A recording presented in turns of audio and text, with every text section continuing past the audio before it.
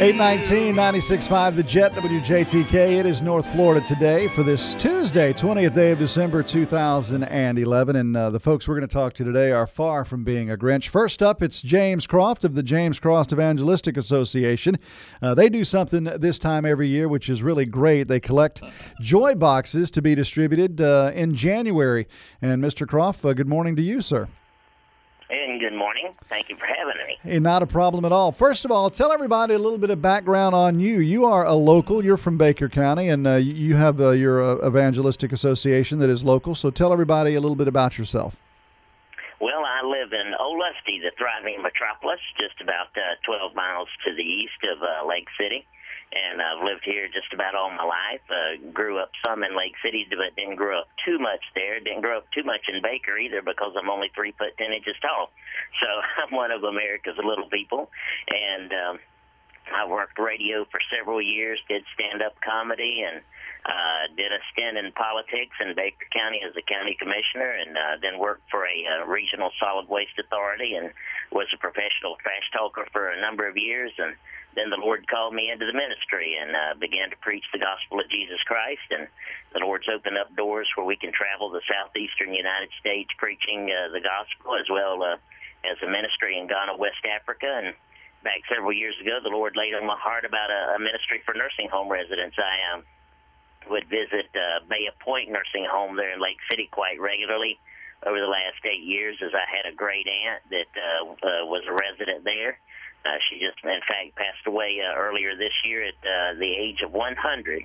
And so she had a long life, but I got to know a lot of the residents and residents' families and things like that. And the Lord just impressed my heart about a need to bring some joy into some of their lives from time to time. And maybe when the Christmas rush is over and things have settled down and gotten quiet again, to let them know they're still being thought of.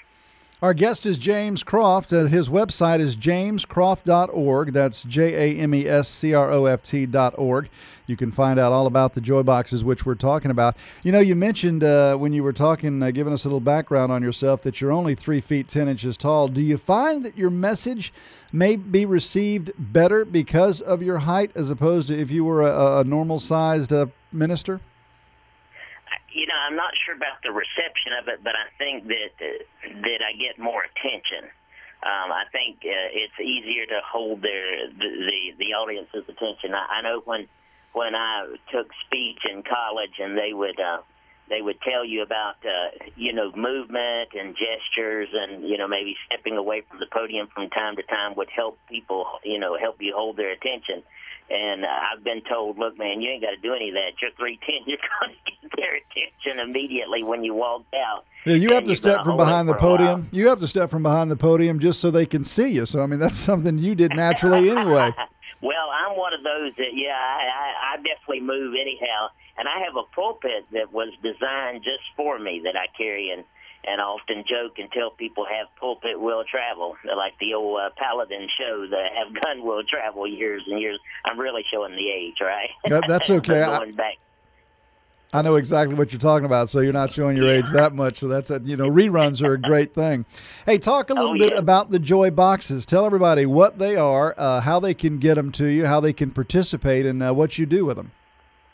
Well, the joy boxes are along the same lines as Samaritan's Purse program, Operation Christmas Child, that just finished up. And in fact, Columbia County usually participates very heavily in that program.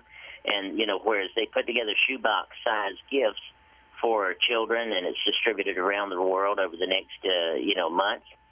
Well, we do shoebox-sized gifts for nursing home residents. And a lot of the gifts that come into the joy boxes are things that you might not think of as gifts. Shampoo, body wash, the bath sponges, toothpaste, toothbrushes, hair brushes or combs, aftershave or, perfume. Maybe the ladies, some type of powders that they like, things that we just maybe think about as normal stuff. It could be socks, or it could be small toy items, things that, that they can do with their hands, stationery, writing utensils, magnifying glasses. That can always be help.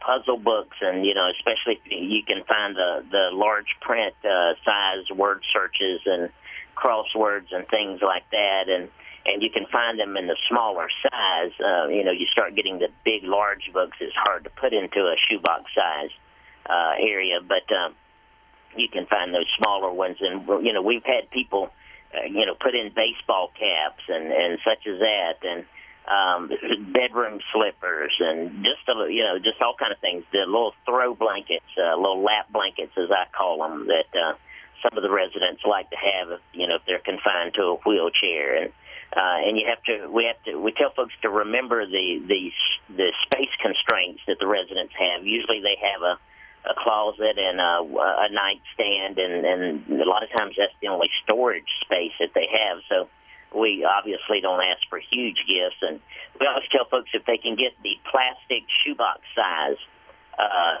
the shoebox size things that are boxes that are actually plastic, because those can be reused. And we found that some of the residents will put those in their nightstand, and then loose things they can put in that, and it contains it within the drawer and things like that. So they get use out of that during the year. The activities directors have told us, even though we're providing them with some things that hygiene things and so forth that might already be given to them over time, that they seem to enjoy it so much more when they know it was purchased specifically for them and was given to them as a gift. And I know when we go into the nursing homes and we start distributing those boxes, it's just amazing the smiles and the comments, and they just are so appreciative of everything. Our website has an area when you go to the Joy Box section that is on box contents, and it gives you some ideas. And if you come up with some things that are not on there, that's fine. We just ask folks to stay away from like the razors and any sharp type items and things like that, and no candy or food or baked goods or anything like that, because you never know if it's going to someone that's a diabetic and so forth like that. And, if that case is the case, they don't need it. And so the best thing to do is just to keep those items out of there. Yeah, everything but food and candy or just non-edible items should be put in here. And as you mentioned a great list of things that are to be put in there, even small portable radios that they can listen to. A lot of them may not have a television in their room, but they can always listen to music or talk stations and the like. So small portable radios are great things to go in there. Now, which counties do you serve with these shoe boxes? We do Columbia and we do Baker. We have three facilities that we deal with in Columbia County: Avalon, the Health Center of Lake City, and Bay Point. They're off of Bay Avenue. And then in Baker County, we have McClenney Nursing and Rehab and Frank Wells Nursing Home over near Frazier Hospital. So we have three nursing homes. Three in Columbia and two in Baker that we're working with at this point. And our goal is always to try to get enough boxes that we can accommodate everyone, which would be up close to about 500 boxes, to where everyone in each home would be able to receive a box. We haven't quite hit that goal as of yet, so what we a lot of times have to do is we go in and let the activities director point out to us folks that might be more so in need than others, and because we try to still divide up what we get and make sure every facility gets something. So our guest is James Croft of the James Croft Evangelistic Association in Olustee, Florida. We're talking about the Joy Boxes, a program they do at this time every year where they collect Joy Boxes, which are really shoebox-sized containers, preferably plastic boxes that are filled with all sorts of items for the residents in nursing homes. There are 3 in Columbia County and 3 in Baker County, or 2 rather in Baker County that are serviced. Talk about where people can get these to you, either by making a financial donation or if they make a Joy Box themselves. How do they get it to you? If they prepare boxes themselves, the drop-off location in Lake City is the Beulah Baptist Association, which is located off of Cali Drive, which is over near where the Lake City Medical Center is. If you turn like you're heading down to the medical center, turning in there by the Arby's, and there is a road that goes to the right that's kind of a little one way in, one way out type thing, and the Beulah Association is sitting there. In fact, you can see it from the road and see their sign off over there. That is a location. They are open Monday through Thursday. Now, I believe they will, if I'm remembering correct, they will be closed the week between Christmas and New Year's, but will reopen. And our deadline is not until the 12th of January, so there's still plenty of time. But if there happens to be a church group or a business or someone like that that is going to put together, quite a few boxes, if they will give us a call, and the number is on the website, then we can arrange to have it picked up from them. Obviously, if they've just got one or two boxes, we would really love if they would just drop it off at the location. But if they're going to have a group of boxes, we can arrange pickup and so forth like that. That's no problem.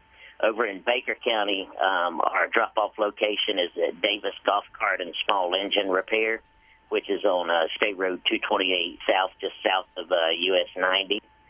They're in McClenny, and they are open Monday through Saturday over there. So we have two locations, and if you don't want to do a box, and we have folks that do this, and we have some churches that handle it this way, and they say, look, we just don't want to actually physically prepare the boxes or whatever, but we really want to invest in this ministry, then they can do a financial contribution, and there's multiple ways of doing that. If you go to the website, there is a place for Joy Box donations where you can do it via credit card, or also the address and so forth is given there where you can mail a check or money order to the James Croft Evangelistic Association. If you do boxes, we would ask. It's not a requirement by no means. We're not going to reject the box, but if you could put $2 in for each box that you prepare to help cover administrative costs, things like we do a lot of mail outs and so forth like that, and of course, help with the maintenance of the website, and we try to send out thank you letters to everyone that we have addresses on that turns in joy boxes or makes contributions, and so it helps cover those things. And we have some brochures and so forth that we have printed from time to time, so it just helps with those types of costs and to defer some of that. All of the donations to the JCEA are tax deductible. We are a 501c3 with the IRS, so it is tax deductible also.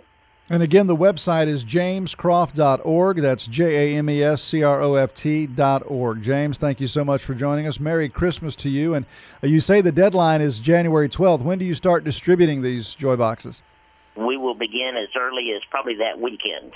The 12th is on a Thursday, and we'll probably begin that weekend making the distributions. Outstanding. Again, Merry Christmas. Happy holidays to you. Thanks for all your great work, and we'll talk to you again next year. Merry Christmas, and we thank you so much for giving us the opportunity to share this with the public, and God bless you for your efforts. Take care. All right, bye-bye.